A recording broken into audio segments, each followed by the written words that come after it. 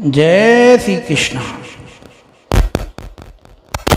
आज आपके समक्ष श्रीमद् भगवद गीता, जो कि भगवान श्री कृष्ण की वाणी है, जिसे कि भगवान श्री कृष्ण ने अर्जुन को धर्म क्षेत्र कुरुक्षेत्र में उपदेश दिया था। आज आपके समक्ष उसी भगवद गीता पाठ का ब्रज भाषा में अनुवाद करके बहुत ही सरल शब्दों में आपके समक्ष प्रस्तुत करने का एक छोटा सा प्रयास संभव है। आपको यह प्रयास पसंद आएगा। सरदार प्रभा की सप्रेम भेंट। ज्ञान दिया जो श्री कृष्ण ने रणभूमि में अर्जुन को, ब्रज भाषा में सरल बना कर बतलाते हैं हम तुमको। उस गीता के परम ज्ञान को हृदय में रखते हैं हम। नित्य पाठ करोगे तुम भी, बस चाहते हैं यही वचन। गुरु वंदना। गुरुर्ब्रह्मा गुरुर्विष्णु गुरुर्देवो महेश्वरा, गुरु साक्षात् परब्रह्मा तस्मै श्री गुरवे नमः। अथ ध्यानम्। शान्ताकारं भुजगसेनं पद्मनाभं सुरेशं, विश्वाधारं गगनसदृशं मेघवर्णं शुभांगं, लक्ष्मीकान्तं कमलनयनं, योगभिर्ध्यानगम्यं वन्दे विष्णु भवभयहरिणं सर्वलोकैकनाथम्। श्रीमद् भगवद गीता का प्रथम अध्याय है और इस अध्याय में श्लोक नंबर 1 से 11 तक योद्धाओं की गणना और उनके सामर्थ्य का वर्णन किया गया है। अध्याय का नाम है अर्जुन विषाद युद्ध। धृतराष्ट्र बोले, कुरुक्षेत्र की धर्म भूमि पर लड़ने को एकत्र हो। संजय मेरे और पांडु के पुत्रों ने क्या किया कहो। संजय ने बताया, सजीव पांडवों की सेना थी, व्यूहरचना युक्त को पाकर। दुर्योधन ने कहा गुरु द्रोण से, जह उनके सन्मुख जाकर, हे आचार्य पांडु पुत्रों की सेना सजी हुई देखो। शिष्य आपके धृष्टद्युम्न ने किया इसे व्यूहित देखो। भीम और अर्जुन जैसे पांडव हैं, सूरवीर योद्धा खूंखार, महारथी युधामन्यु विराट द्रुपद भी लड़ने को तैयार। धृष्ट केतु है, चेकितान है और वीर हैं काशीराज। कुंती भोज है, पुरजित भी है और सैव्य भी है नरराज। युधामन्यु अभिमन्यु उत्तमोजा सारे हैं वीर बड़े। महारथी द्रौपदी सुभद्रा दोनों के सब पुत्र खड़े। हे आचार्य अब आप सुनिए हाल हमारी सेना का।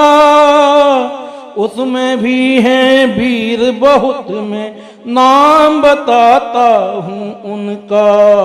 आप पितामहा भीष्म विजेता कृपाचार्य और कर्ण, सोमदत्त का पुत्र भूरिश्वा है और अश्वस्थामा के संग विकर्ण।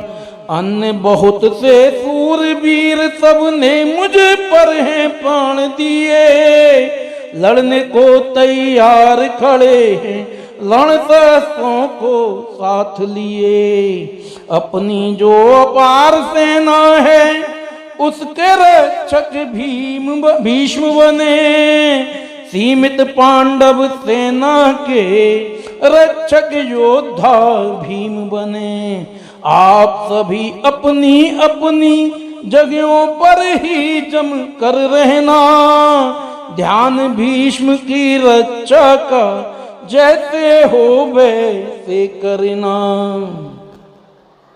अब आप देखेंगे इसी अध्याय के श्लोक संख्या 12 से 19 तक योद्धाओं द्वारा जो शंख ध्वनि की गई है उस शंख ध्वनि का वर्णन किया गया है। आनंदित करने राजा को भीष्म ने जय जयकार किया, शंख बजाया और गरज कर सिंह गर्जना सा नाद किया। शंख नगाड़े ढोल मृदंग सब सिंहनाद बजने लगे वहां चहुओर, बजे युद्ध के सारे बाजे, कुरुक्षेत्र में होने लगा भयंकर शोर। कृष्ण और अर्जुन सफेद घोड़े के रथ पर हैं चढ़े, बजा रहे हैं दिव्य शंख दोनों आगे की ओर बढ़े। पांचजन्य था शंख कृष्ण का, देवदत्त अर्जुन का शंख, नाद भयंकर करने वाला पौंड्रक महान भीम का शंख। कुंती पुत्र युधिष्ठिर का था अनंत विजया नाम का शंख, मणिपुष्पक सहदेव का तथा बजा नकुल का सुघोष शंख। काशी राज धनुर्धारी का बजा शिखंडी का भी शंख। महारथी धृष्ट धुम्न विराट सातकी अजय के शंख। द्रुपद द्रौपदी पुत्रों के साथ वीर अभिमन्यु हुए खड़े, चारों ओर सूरवीर अपने शंख बजा कर गरज पड़े। शंखनाद से धरती और आकाश वहां गूंजन लगे, जिसे सुनकर कौरव सेना के हृदय कांपन लगे।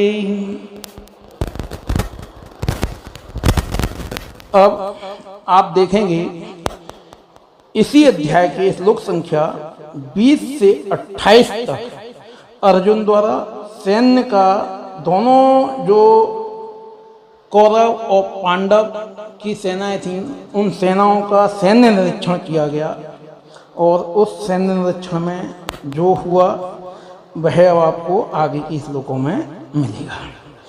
घोर नाद के बीच वीर अर्जुन ने अपना धनुर लिया, देख कौरवों की सुव्यवस्थित सेना श्री कृष्ण से कहा। अर्जुन ने कहा, हे जोगेश्वर कृपा कीजिए, बढ़ाइए मेरे रथ को, शीघ्र दोनों सेनाओं के मध्य खड़ा कर दीजिए उसको।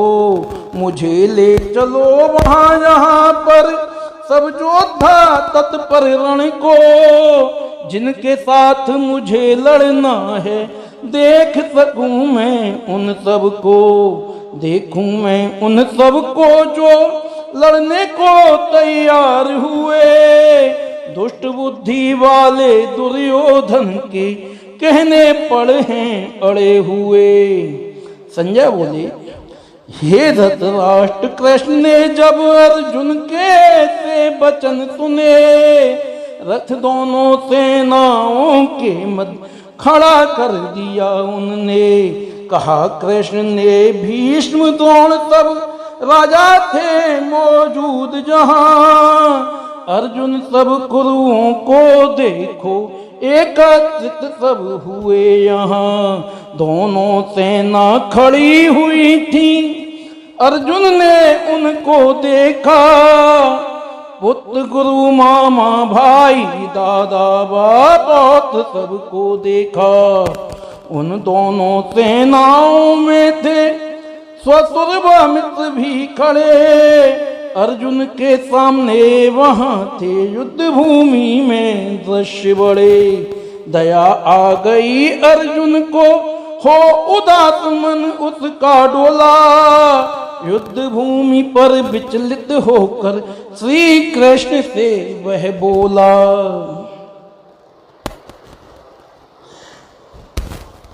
अर्जुन की अज्ञानता का निरूपण। जब अर्जुन ने ऐसा दृश्य देखा तो उसके अंदर एक अज्ञान जाग उठा, और जब अज्ञान जाग उठा तो उसके मन में बहुत सी भ्रांतियां हुई, और जब बहुत सी भ्रांतियां हुई तो उसके मन में प्रश्न जन्म लेने लगे, और वह भगवान श्री कृष्ण से अपनी शंकाएं रखने लगा कि मुझे युद्ध करना भी चाहिए कि मुझे युद्ध नहीं करना चाहिए। करना चाहिए तो क्यों करना चाहिए, और नहीं करना चाहिए तो क्यों नहीं करना चाहिए। इन सभी बातों को श्लोक संख्या 29 से लेकर 47, जो कि इस अध्याय का अंतिम श्लोक है, इस सब में उन सब बातों को, उन सब शंकाओं को वह भगवान श्री कृष्ण से कहते हैं। अर्जुन ने कहा, मेरे अंग हो रहे शिथिल, मुंह भी मेरा सूख रहा। खड़े रोंगटे मेरे सारे, शरीर थर थर कांप रहा। गिरता है गांडीव हाथ से, तन सारा जलता जाता। मन मेरा हो रहा भयभीत, अब खड़ा नहीं मैं हो पाता। हे केशव मैं देख रहा हूँ अपशकुन और लक्षण विपरीत। नहीं दिखती कल्याणी संबंधी वध करने की रीत। नहीं राज्य के सुख की इच्छा, मुझे विजय की चाह नहीं। सिर्फ राज्य सुख विजय ही नहीं, जीवन की भी परवाह नहीं। जिनके खातिर राज्य सुख भोगना चाहते, वे सब तो हैं खड़े यहीं। सबने त्यागा मोह प्राण का, धन का भी कुछ लोभ नहीं। बूढ़े दादा पिता पुत्र, मामा के संग आचार्य बड़े। प्रिय गण सारे ससुर और संबंधी सब यहाँ खड़े। तीन लोक का राज्य मिले तो भी ना कभी इनको मारूं। फिर क्या बात इस जगत की, मैं मर जाऊं न इन्हें मारूं। इन्हें मार कर हे परमेश्वर, पाएंगे हम सब संताप। इनको मार दिया हमने तो निश्चित लगेगा हमको पाप। ये कौरव संबंधी इनका वध करना है उचित नहीं। मार इन्हें हे माधव, कहो क्या सुख मिलेगा हमें कहीं। जे अंधे लोभी हैं इनको दिखलाई नहीं देता है आप। कुल विनाश जा मित्र तो का इनको नहीं दिखता है पाप। जब हमको है दिख रहा कुल विनाश का क्या अंजाम। हमें चाहिए रहें दूर पाप से, नहीं करें कुछ ऐसा काम। कुल विनाश से सभी पुराने धर्म नष्ट हो जाते हैं। जिनसे पार में न जाने कितने अधर्म बढ़ जाते हैं। अधर्म बढ़ने से कुल की नारियां भी दूषित हो जाती हैं। दूषित नारियां बढ़ने से वर्णों में संकरताएं आती हैं। वर्णों की संकरता परिवार को नरक में पहुंचाती है। अन्न व जल से पुरखों की आत्मा वंचित रह जाती है। होते हैं परिवार नष्ट जब संकरता बढ़ जाती है। जाति धर्म कुल धर्म बिगड़ते मर्यादा मिट जाती है। हे के सब जिस कुल के सब धर्म नष्ट हो जाते हैं। कहते हैं उस कुल के लोग सब नरक को पाते हैं। देखो हम तैयार बहुत ही बड़ा पाप यह करने को। राज्य लोभ के कारण अपनों का वध करने को। अगर कौरव ले शस्त्र मार दे मुझे सहूंगा मैं उसको। बिना लड़े भी मारा जाऊंगा कुछ भी हानि नहीं होगी मुझको। संजय बोली छोड़ा धनुष बाण अर्जुन ने युद्ध समय ऐसा कहकर। व्याकुल दुख से हुआ बहुत भय बैठ गया अपने रथ पर। ओम तत्सदिति श्रीमद् भगवद गीता सुपनिषत्सु ब्रह्म विद्या योग शास्त्रे श्री कृष्ण अर्जुन संवादे धर्म कर्म युद्ध योगो नाम प्रथमो अध्याय। श्री कृष्णार्पण।